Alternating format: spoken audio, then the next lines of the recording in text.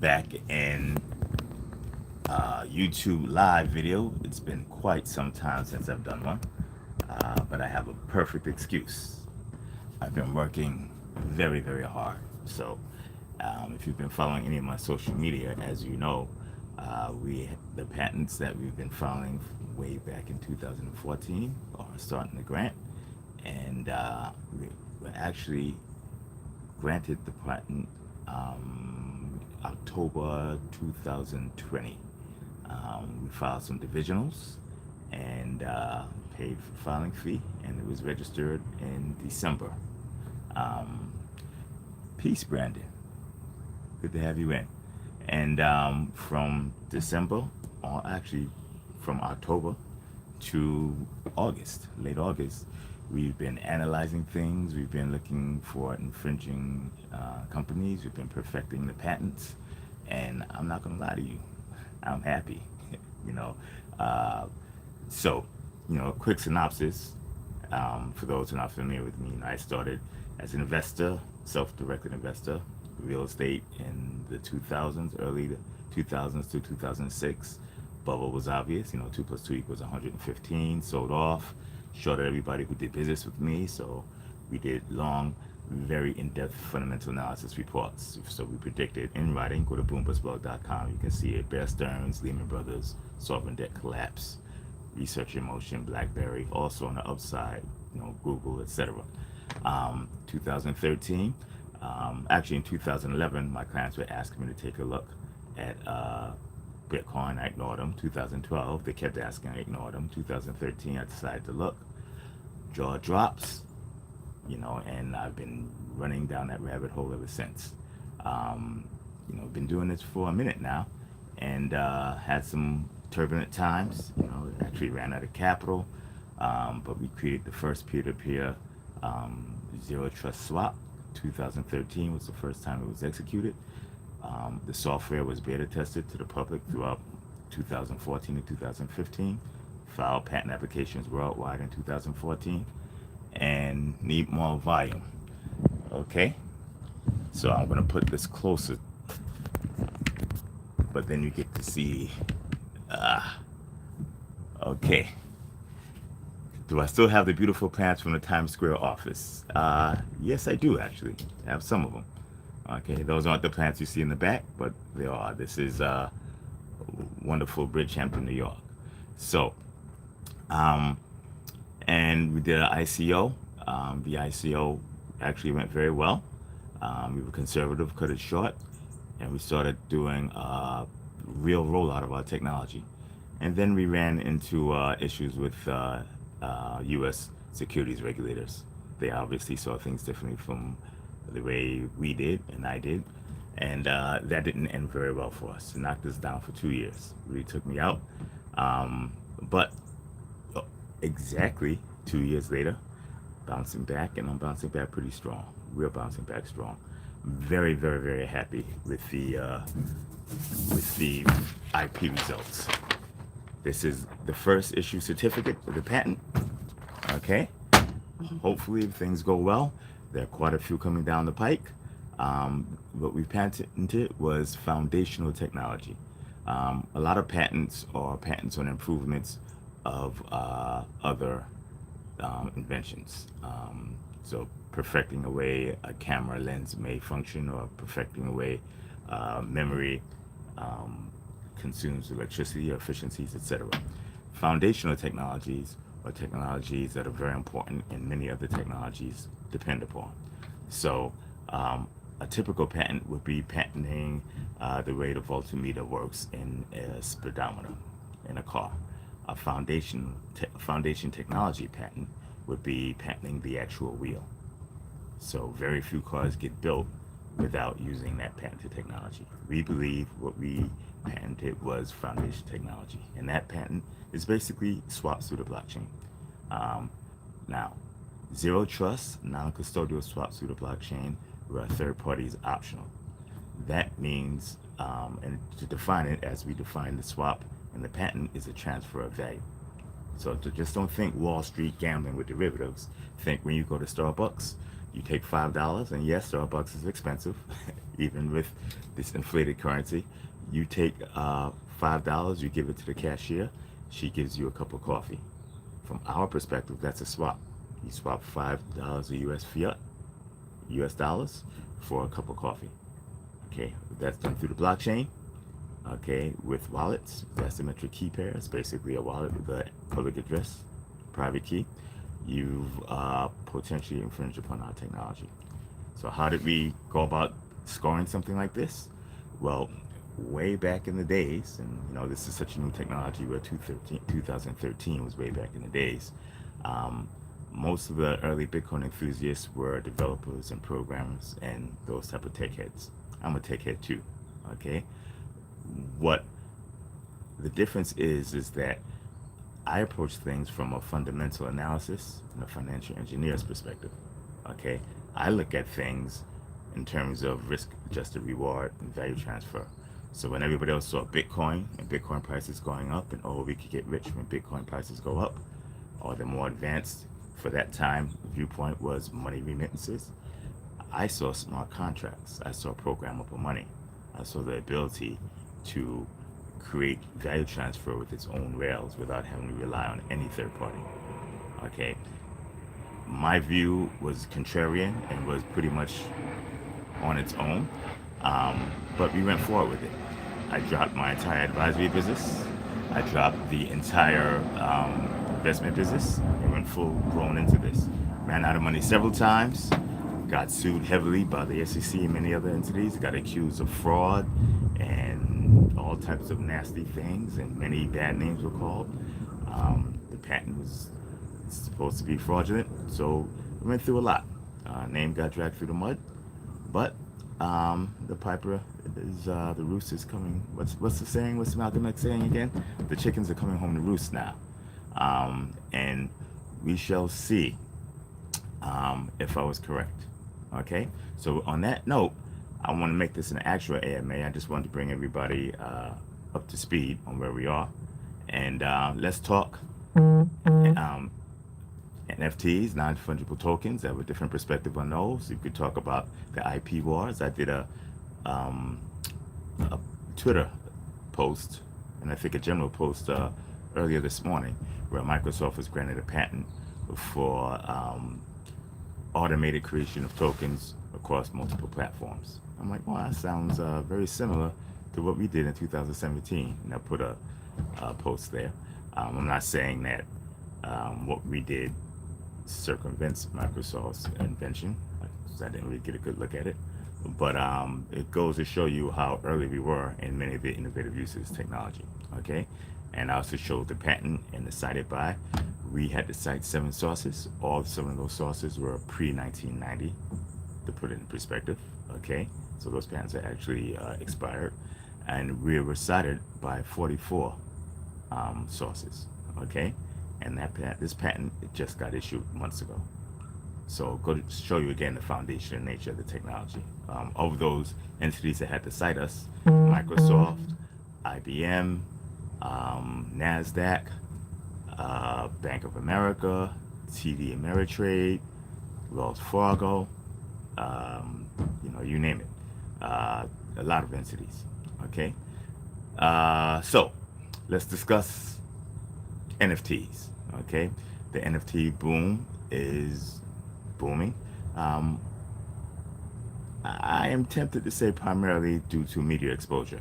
And I know it says only 87 people here. I do realize this was impromptu, but impromptu or not, spread the love. I appreciate if everybody click the subscribe button if you're not subscribed, okay? After you click the subscribe button, click that little notification bell to all. So every time I make one of these impromptus, you are notified. And then most importantly, right, click the like button and click the share button. Share it right now, spread the love to all your friends, okay? The more people that come to these impromptu AMAs, the more I can do them and the more information I can put into it. So let's talk non-fungible tokens, NFTs, okay?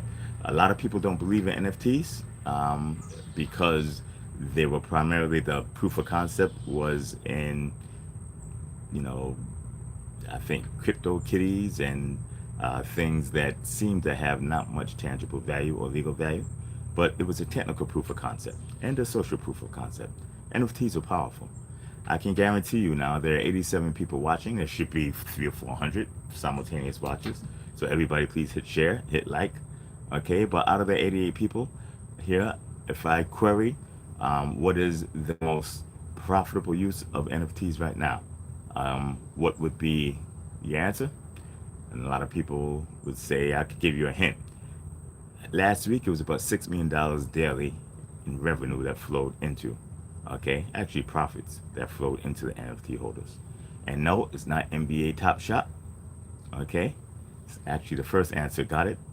That was a good guess, or you listened to my my AMA yesterday. Okay, the most profitable user of NFTs right now, okay, is Uniswap, and we have, let's see, Tabahoti says, please explain how NFTs derive value. Well, NFTs are non-fungible tokens. They don't necessarily derive value as is. There are tokens that have a unique value that are not replicated by any other tokens. So a dollar is a fungible token. Okay, 15 $1 bills can be interchanged. So each $1 bill is equal to the next $1 bill and is indistinguishable from any other $1 bill, except for a serial number, which nobody actually looks at.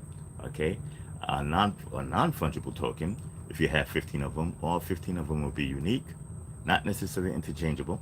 Okay, exactly, and would have potentially different values. So how are NFTs being used right now for that $6 million of profit per day into the NFT users? Uniswap was the guess. Uniswap, in the version 3 of the smart contract, the compensation that goes to the liquidity providers, those are the guys and girls that put assets or tokens into the Uniswap pool for others to exchange, to traders. When they get paid, right, they get paid a percentage of what they put in, plus a percentage of the profits, the trading fees. Okay, those trading fees and profit percentage comes back out into an NFT token. So each liquidity provider, each public address, they have a token that's unique from any other liquidity provider. Okay, Uniswap was doing a couple of hundred, I think what, I can't remember the exact number, I have to look it up, but I went through this in detail and I'll tell you why in a second. Uniswap was doing billions and billions of dollars a day. I'd say about maybe $30 billion a day worth of transaction volume per day, per diem. Okay, I think that number is accurate. And this is spread over 2 contracts. Uniswap was number 1. PancakeSwap recently took over. PancakeSwap is a fork of SushiSwap. SushiSwap is a fork of Uniswap. Uniswap is a fork of Bancor. Okay, all these swaps projects, particularly the top end ones, all stem from Bancor. So Bancor, Uniswap, SushiSwap, PancakeSwap, and then other swaps as you go down. PancakeSwap is now number 1. We're talking large amounts of money. $6 million a day in actual profits, gross profits, is what Uniswap is shoveling into the liquidity providers. Okay, $6 million a day times 360 days in terms of profit. Multiply that out. That's not profit to the entity now. That's profit to the liquidity providers, and that's gross profit, not net profit. Okay, actual transaction volume is in the tens of billions per day. Now, why did I study all these things with such detail? Because before Bancor, right, with swaps, if you remember, what did we invent in 2013? And what did we patent? Swaps through the blockchain. Okay? Peer-to-peer swaps without an authoritative third party. Sounds a lot like Bancor, Uniswap, SushiSwap, PancakeSwap, swaps, food swaps, etc. Okay? These are Reggie swaps. And so I am incentivized to study these businesses and these models. Now, here's another interesting tidbit. In the crypto world, the Uniswaps and the Sushi swaps and the Pancake swaps are what's getting all the attention, and they are doing real numbers and big numbers. Okay, but the biggest numbers are flying under the radar. Everybody who manages large amounts of capital, okay, will most likely be using this type of technology. Remember, foundational technology, foundation technology. We're not looking at patenting the, speedometer, or improvements to the speedometer, or improvements to an odometer, or improvements to the way the braking system cools. We're looking to patent the actual wheel. Okay, so American Express, MasterCard, Visa, Massachusetts Bank, Daiwa Bank, SBI Securities. Now, once I start speaking, all helicopters have to fly by and low-flying planes. So, give me a second so I don't compete with this outside noise. Okay. And so we're looking at these entities because all these entities are also using DeFi technology. Okay, whether it's cross-currency swaps, etc. Okay, somebody asked, the Sprinkles Ninja, will P vary on the post-chain fork give Veritasium a fresh start? Okay, well, post-chain is not up and running if I'm not mistaken, and it's forking Ethereum, and Ethereum is moving very quickly. That's a decent-sized job. And to be honest, I don't have a lot of faith in the promoter of that because I feel a lot of things that were said weren't true, but I can't really say that's my opinion. We put a lot of resource into analyzing it. But let's suppose that post-chain is, and now the helicopter circling. Let's suppose that post-chain, can everybody hear me? Give me, let me know in the comments if you can hear me over the helicopter noise. Yes, okay. So, if post-chain is successful, okay, post-chain is forking Ethereum, okay? Ethereum is a platform that, most of the other secondary and tertiary chains, not to diminish them, but I'm not saying who's better or worse, I'm just saying who came first in terms of chronological order. You have Bitcoin, right, the grandpa, then you have Ethereum, then you have the others, Cardano, Neo, EOS, post-chain, etc. Hyperledger, which is a fork of Ethereum, etc., etc. Okay? Ethereum was launched in 2015. Okay, that's a year and change after we filed for the peer-to-peer value transfer patent application. Okay, now Ethereum is different. Okay, Ethereum is what I would equate to an OS, an operating system, if I had to explain to a non-crypto or non-technical person. Okay, and what we've been focusing on with the applications that run on the OS. But actually, what we patented was a device, a system, or a method. A system or a method can cover everything. So a couple of people asked me if Ethereum infringed, and I said, I don't know. I didn't check. I'm not saying it does. I'm not saying it doesn't. But while looking for some particulars and running down companies who we were confident infringed, and we have a list of about 85 right now that are infringing in the proper jurisdiction in the proper way. It just takes a lot of time to show and prove the infringement. I did find where Ethereum infringed, so a lot of things that are popular, such as flash swaps and flash loans, that was our idea. Perpetual swaps, that was our idea way back in 2013. So again, to show the foundational nature of the technology. Okay, let's see. So, with that being said, suppose we would go to post-chain, which I doubt so very seriously, but suppose we do, if they somehow manage to become a better Ethereum than Ethereum and fulfill their promises and tell the truth, and that's where we have an issue there, we would take control because a decent amount of what will be available on Ethereum, or at least some of it, will be coming under the purviews of our patented technology and our IP, okay? Depending on jurisdiction, and we plan for those jurisdictions to expand significantly.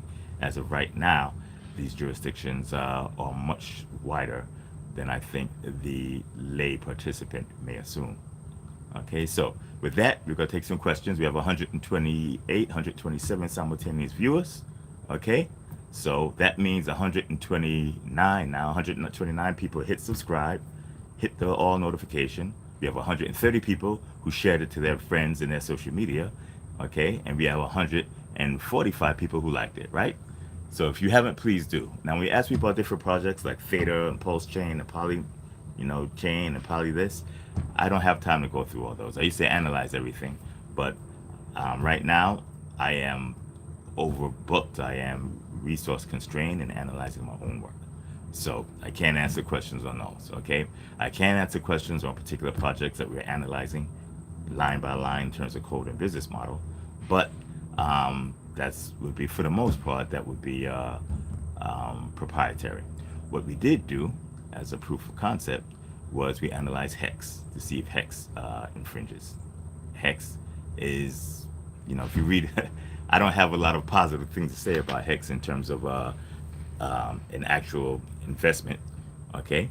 But the methodology and technology itself, we feel infringes, and we went through that in detail.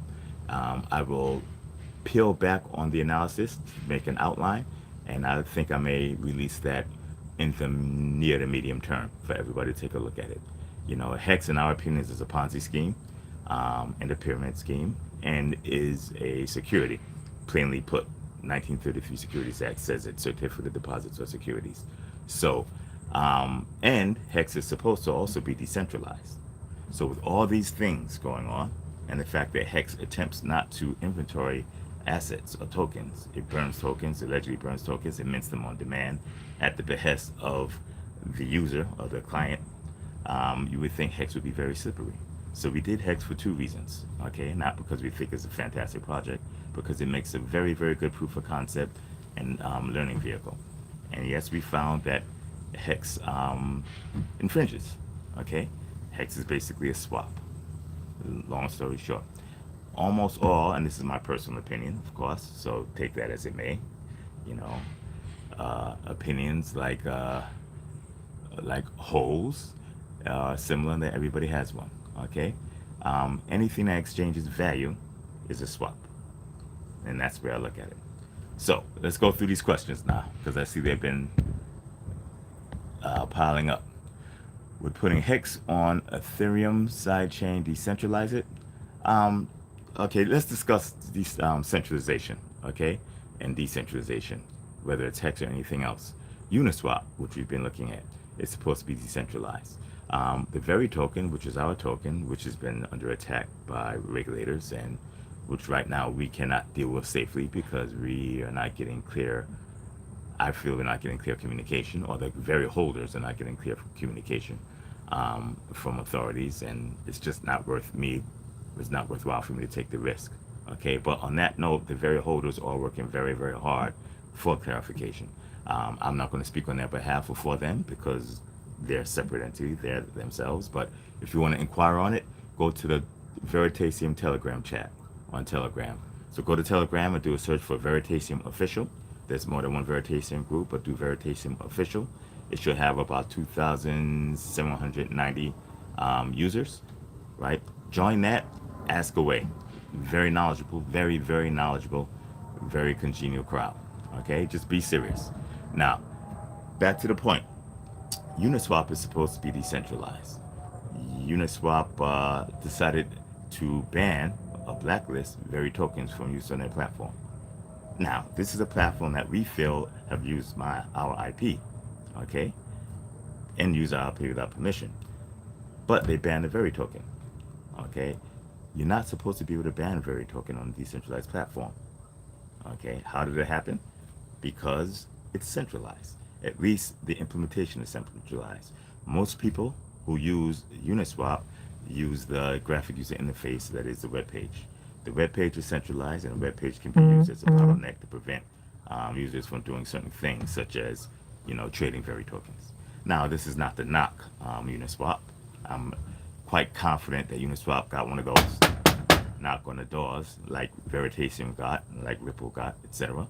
And when those people knock on the doors, you have no practical choice but to open the door and listen to what they have to say.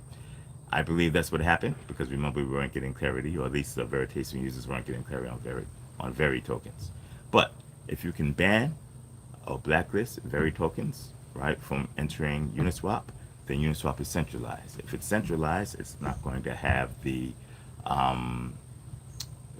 qualities of a decentralized platform, which means the decentralization as not a security argument is not going to hold, in my opinion. I wish them well, though, with regulators. And you have a centralized point to extract value if they are infringing on IP. Think about that. Okay? Does that go for other projects? Well, are those projects centralized? You could say, oh, they're decentralized, they're decentralized. Do they have a website? Domain name service. The developers build it. Very difficult to have a completely decentralized application or project, and if you do, it would have very limited functionality. So keep that in mind. Okay. Would love to see you discuss with Richard live. He always wins his argument, so please. Well, I'm gonna keep this classy and everything, but I've challenged Richard to debate many times. He doesn't want any. Anytime you're willing, Richard, come on board. Okay. Uniswap is centralized by that action. Correct. We went through that. Ripple is part of R3. They will force it forward like F. Yes.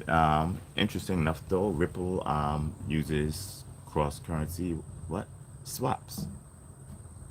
Foundation technology. Okay. R3 uses an offshoot of Ethereum. Foundation technology.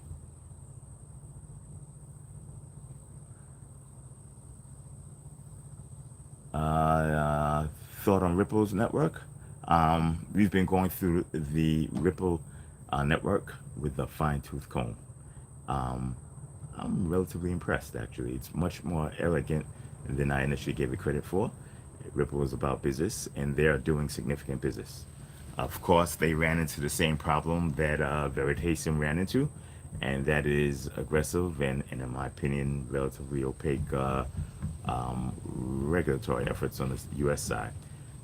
Ex-U.S., Ripple is ripping and roaring. Japan, Ripple is ripping and roaring. Japan is almost nirvana for a crypto entity with a strong business model and good ideas in tech. Very clear regulations written in black and white for everybody to see. If there is an ambiguity, you can ask the government and you get an answer, a clear answer. They communicate with you versus, going after you. Japan may overtake the U.S. if the U.S. does not get its act together. Okay, Japan is already the world's third largest economy, and in my opinion, it's the second largest crypto economy. Numerically, and using 2019 numbers, the EU is the world's second largest crypto economy. But the EU is 16 nations, 17 nations. Japan is one island nation. And there's a 1 percentage point in difference between the two to the favor of the EU. And that was in 2019. I'm confident if you use 2021 or 2020 numbers, Japan has them beat. Okay, numerically, economically, no matter which way you look at it.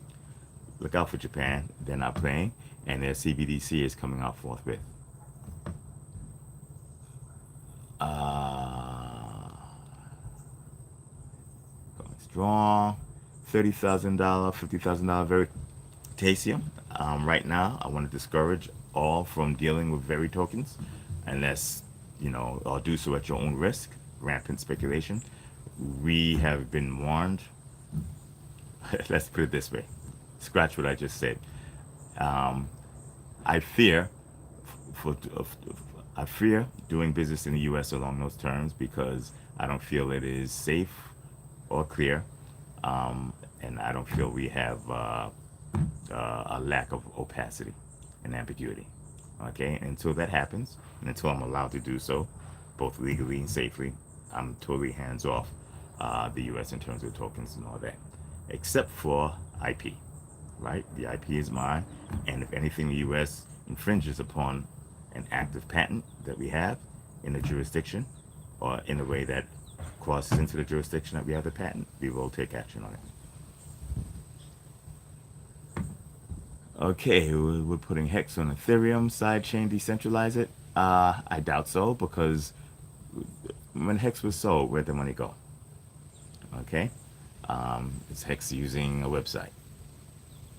Unless that website is fully decentralized, in other words, IPFS style, domain names decentralized, etc., it's very difficult, again, to get a totally decentralized product. Do any notable foundational tech patents paint an analog for what you have with your patent? I can't think of recent ones. I can think of a patent that really created a significant advantage for the patent holder, and that was Jeff Bezos when he did the one-stop buying, click the buy now button, or one-click buy. Um, Something that was very simple. Now our patent is extremely complex and complicated. Jeff Bezos was very simple. One button, you right, creates a sale all the way to the cart, and one button click, one button confirm, and it's done. And now I think it's just one button totally. That the fact that he was able to exclude others from using that and create a mini monopoly for X amount of years, in my opinion, is what gave Amazon the runway to grow and then build out AWS, which is where the bulk of Amazon's profits still come from. And Amazon now is an unstoppable behemoth. Okay, it is the largest retail concern globally, if I'm not mistaken. And I think, in my opinion, that patent was the cause of it. But it's not foundational technology on the level that ours is. I give an example of the wheel. Okay, and the wheel makes cars, automobiles, trucks, bicycles, and tricycles, and skateboards. Okay, and unicycles. They all come on top of that patent, all under the purview of that patent. I'd have to give some thought, but maybe if someone patented the IC chip, the integrated circuit, that would be another very good example of what I consider foundation technology. Now, remember, everything I said is my opinion. Um, I say that, but I shouldn't have to say that because you look into the screen and you see me talking, right? So obviously it's my opinion and no one else's. But I'm fairly objective and I'm factually driven. But I could be wrong, and my opinion may not mesh with others, wrong or right. Just keep that in mind. Okay, this is not legal advice. It's not investment advice, and all the other disclaimers that I should say to keep myself out of trouble. Um, Rick Kuzman, how you doing? Thank you. I believe in your work in the original Valley on Ethereum dead. That's not for me to answer. Anybody's interested on Very and what's going on, go to the Veritasium Telegram chat. Go to Telegram, type in Veritasium Official, and join. I can tell you the Veritasium holders hired a lawyer, a very popular lawyer, the lawyer that is doing a lot of analysis on Ripple, to petition for a no action letter. Okay, that no action letter was verbally denied, never denied in writing, from the Securities and Exchange Commission. They weren't satisfied with that, and now they're looking to do other things, but that is proprietary for them. Not proprietary, but that is their legal action. They retired their legal counsel. I am totally, absolutely hands off with that, but it would be disingenuous for me to say that I am not interested in seeing how that turns out for obvious reasons. Go join the battle. I'm not going to say anymore. Go join the Telegram group. Join the Telegram Very users versus SEC group, etc. And take a look. Okay, let's see some of the recent questions that were asked now. What are your thoughts on expatriation for Americans as relates to crypto? That's too big a topic to fit in here, so I can't really get in depth with that. So pardon me. We're hanging there for you. Your invention will help many countries and people. I really do believe so. One of the original tenets of doing this was to allow resource-rich countries, entities, citizens, companies to enter and access global markets directly without the gatekeepers and the middlemen. This is where, quite possibly, where I get in a lot of trouble because those gatekeepers and middlemen are very, very powerful, very influential. But I'm a rabble rouser. I'm the disruptor in chief, but nobody wants to start trouble necessarily. Right? I'm tired of getting beat up on, to be truthful. So there are places for these intermediaries and middlemen. Okay, if you read the app, you plug specific, you have plugins basically for them to participate in these peer-to-peer transactions. The only issue is, the delta is, they have to add value. Okay, you add value, and the participants, the peers, and the peer-to-peer transactions want you to be involved because your involvement makes a transaction more valuable than the absence of your involvement. Okay, now the issue is many of these third-party intermediaries don't add the requisite value. They are rent seekers. So basically, they charge more in rent than value they add to the transaction. A good example would be, think of this beautiful space right here, right? It's very nice, right? So you take this beautiful space and we put a fence, a gate right here. Just a gate with a lock. That space is open. This space is open. But there's a gate right here. And in order to get into that beautiful space and access that beautiful pool right there, you have to pay $1,000 to walk through this gate. That's ridiculous, right? So our technology makes it very clear that you could just walk right around that gate, circumvent the $1,000, and circumvent the unnecessary barrier that adds zero value to the transaction. So if you want to charge $1,000, if you want to charge anything, you do something that adds value to the trip from here to that beautiful nirvana over there. That's all we're asking. This technology increases productivity, increases efficiencies, decreases frictions, decreases fraud. Okay? And anybody who builds gates or builds these barriers will have to build the barrier in a way that adds value to the transaction. All told, makes the world a better place for everybody involved, except for rent seekers. Rent seekers suck the lifeblood, economic energy, social capital out of any system over time. Nobody really wants them. Even the rent seekers make themselves poorer over time. They just make themselves richer relative to everybody else, but in the aggregate, everybody becomes poor. So, wouldn't everybody like to be wealthier? Let's see what else we have here.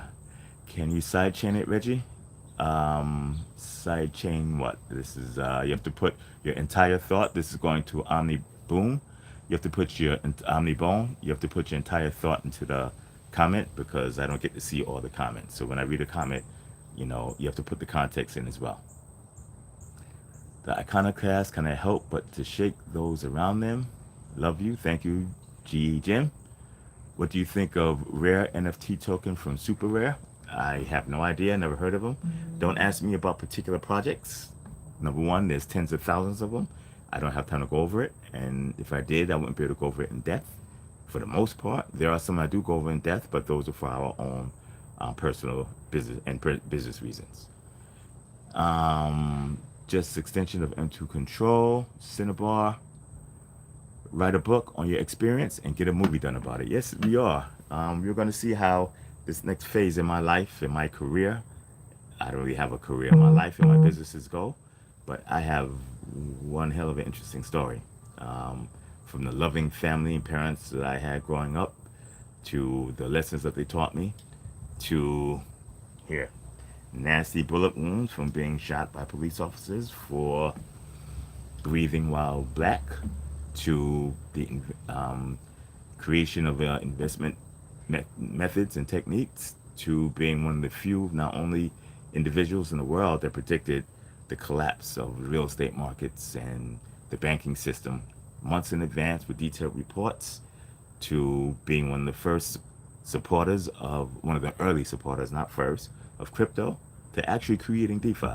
I created DeFi way back in the middle of 2013. It's much documentation. You could go to YouTube. You could see me using the terms. You can see me going through it in complete detail in 2014, very early. You can see the software running. I'm sure that a lot of people here will actually use out of peer-to-peer swaps, so they can attest to it personally. And if you can't believe all that, just read the patent. Look at the priority date. It's before everything. It's a year and change before Ethereum, even. So from there to, the guy who publicly predicted the collapse of Bear Stearns, Lehman Brothers, actually having a problem raising capital. Amazing, right? To doing the ICO and raising capital by prepaid revenues for our software products, to running with the SEC where it's possible that, well, I can't speak on that, but look at the whole story, so you go through, look at the documents. Every time you look at any argument, you always want to look at both sides of the argument, okay? To right now, the patents coming through, and whether mainstream media or local particular business rags give credit for it or not, the patents speak for themselves. So it's a very interesting ride up and down, plus a bunch of other things. My loving children, the power, the energy I get from raising young men and young women, the happiness and joy. Interesting story, right? One that breaks many, many a stereotype. So we'll see how things go over the next few months or a year. But I've had some literary agents, knocking at my door saying, Reggie, you should. You have an interesting story. Okay? So I'm glad you brought that up because I would never thought about it. Way ahead of time, big guys are angry at your economic genius and want to steal it from you.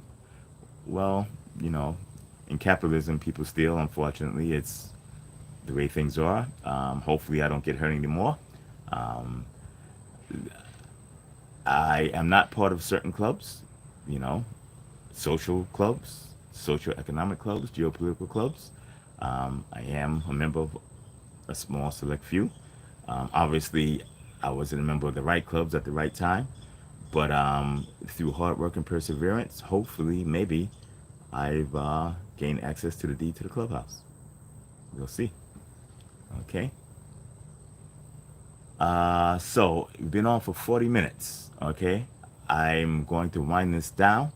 Um, if you want to ask me questions, you can, as long as the questions are Veritasium related, crypto related, as pertains to Veritasium, even very related, but I'm going to let the community address the very related questions. Ask them to me in the Telegram group.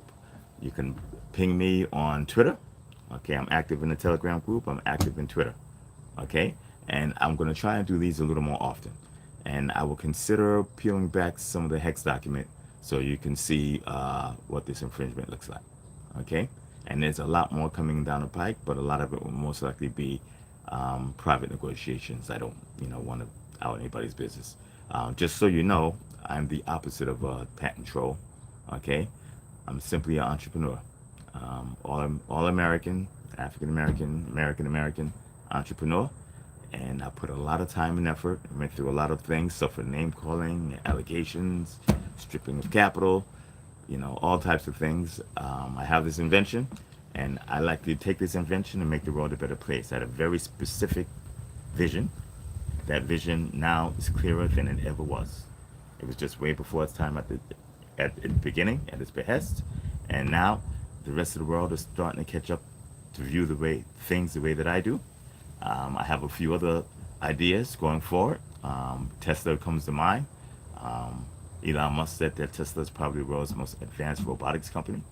If you think about those Tesla cars, people think Tesla's a car manufacturer. Tesla's a data company, a data and software systems company. Okay? And that's why they can't be caught in the near term by the large car manufacturers, because their lead in data and software systems is immense, and it increases exponentially every hour. So GM, Ford, etc., they have a problem because they cannot catch up. BMW, Mercedes Benz, they cannot catch up organically. They can't afford to buy their way out of it because there's nobody to buy it from. They can't afford to buy Tesla, and Tesla won't sell. I doubt so very seriously. They won't even merge. Why should they? Unless there's a critical event, catastrophic event coming up in the future. So Tesla is sitting in the catbird seat. We have valuation issues, particularly with this ridiculous bubble. Okay, but how overvalued is Tesla? Analysts don't get it yet because they're valuing Tesla like a car company. Okay, so if you think of Tesla as a robotics company, you can think of Veritasium as an intellectual capital company. Banks deal in financial capital, okay, and commodity services. We've been forced by regulators to rely on our IP. It hurt, cost a lot, embarrassing, right? It destroyed was a very pristine name, or at least tarnished. You wouldn't destroy it. I think a lot of people do understand who Reggie Milton is and what he stands for. But it also forced me into a different way of doing business. And lo and behold, they might have did me a favor. Okay? On that note, thank you very much for everybody who's come to view me. Thank you for the support and love. It means a lot. It kept me going. Once again, everybody, hit that like button, hit that subscribe button, hit that share button. Okay? And after you subscribe, do the notifications. Okay? Goodbye. Das vidania, Davidenia, sayonara, adios, peace. Hey, hater. I know 1 or 2 words in like 30 languages. Okay? Goodbye, everybody.